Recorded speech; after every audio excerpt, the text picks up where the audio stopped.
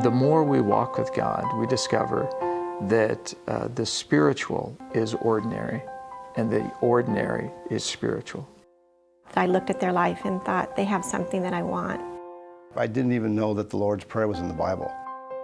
We should be less wordy and more living out a radical life of love. Christianity is always one generation from extinction.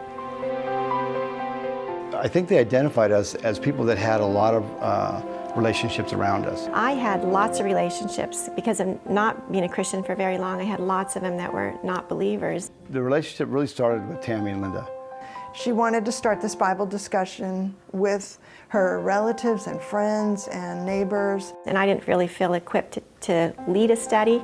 And she just said, I want to get in the Bible with them. And so she asked me if I'd think about doing it, and I said, I'll think about it. And she said, well, I've sent out invitations and we're starting Wednesday. It was just really fun. I had a dream, I forgot how many years ago it was, and I woke up from the dream, and what was happening was all of my nephews and nieces were kind of flashing before me. It was the Lord's way of just really putting almost like a picture in my heart and my mind for them as the next generation. One of the real joys in this journey was to see Tim's nephew, Tom, come to Christ. And I had been searching and just wondering what there's got to be more to life. He came to work for me, and then he was doing, I don't know if he was doing Fred's loan, but he was helping with something to do with Fred. Got to meet Fred in a different environment, and Fred was very caring. You could see Christ in him. And so Fred had a chance to really, share with him and help him come to a place where he would make a decision for Christ. He was becoming the man that, that I was possibly going to marry. I always look at it as, I lived in a cold world, and God's Spirit inside him was like warm, so I always wanted to be around the fire. Considering that the dream I'd had and then seeing the Lord move on one of my nephews, it was just phenomenal. Tommy was able to then lead his brother David to Christ. Along the way, Tammy and Linda had led Tommy's sister Kim to Christ. Kim's boyfriend Richard came to Christ. We just had the idea, why don't we meet co-ed? Why don't we let husbands and boyfriends and fiancés? And then from there we decided maybe we should make this a larger group and invite the kids, and from there it moved into this thing we called Family Church. Family Church was a place that I felt comfortable bringing my children because of what I saw in the Wee Widows in the Cahills. There was enough of a core of really interested people, but they didn't know much. Nobody knew much, and that was so fun. We were just living our lives, and we were building relationships, and that's how it all grew. Family Church was an open study. Come as you are, if you will. It was real natural. There wasn't any type of formal setting. It was very messy. Family Church was. We had a girl coming for a while until she got pregnant with a guy who wasn't quite divorced, and then she dropped out for a while, and then finally she came back and married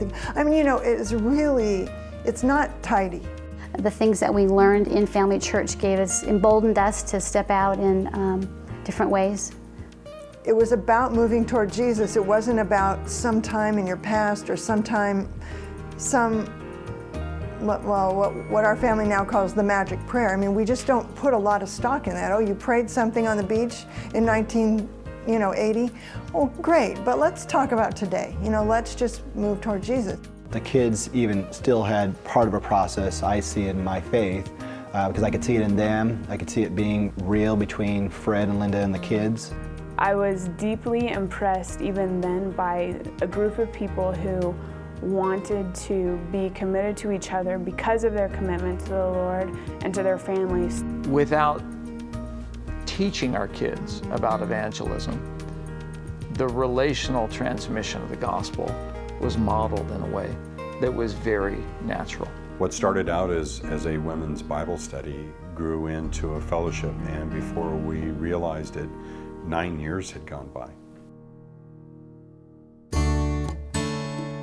I'm just fully convinced that nothing outside of relationships matter. There's a mission field right where I live and where I work.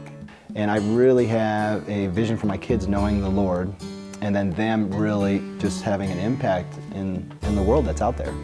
I'm going to walk alongside of people who simply want to move towards Jesus together, because there's something about coming alive to God over time that is what life is really all about. I want to pour my life out in other people, but I want to do it authentically, not because I'm trying to earn something or because people need me, but because the passion in me just spills out in everyday life. I really believe that Jesus in me is the gospel. I don't think Jesus ever meant, I mean, if the gospel is some facts, he would have had leaflets and put them on every doorstep in the villages. But the gospel was him. It was God in a man. So to me, the gospel in my neighborhood right now is God in me. He is the one that has spiritual generations on his heart, and he'll accomplish that if we just avail ourselves of deeper relationships where he's placed us.